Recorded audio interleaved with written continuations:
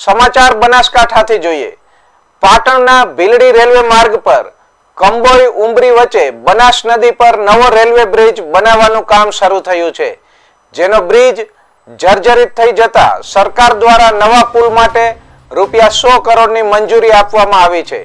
Mangalam company દ્વારા સંચાલિત આ બ્રિજ 432 મીટર લાંબો હશે અને તેમાં 14 બેલ ફાઉન્ડેશન હશે। દરેક ફાઉન્ડેશનની ઊંડાઈ 30 મીટર રાખવામાં આવશે। આ પુલનું નિર્માણ કાર્ય 2026 સુધી પૂર્ણ થવાનો અંદાજ છે। રેતી ખનન મુદ્દે ચિંતાઓ। પુલ નજીક ખાણ ખનિજ વિભાગ દ્વારા રેતી ખોદકામ માટે મંજૂરી અપાઈ છે, પરંતુ પુલના પાયામાંથી રેતી ધોવાઈ શકે છે એવી ચિંતાઓ ઉઠવા પામી છે। 2017માં કલેક્ટરને રજૂઆત કરીને પુલના આગળના 2 કિલોમીટર અને પાછળના 5 કિલોમીટર વિસ્તારમાં રેતી ખોદકામ બંધ રાખવાની માંગણી કરવામાં આવી હતી।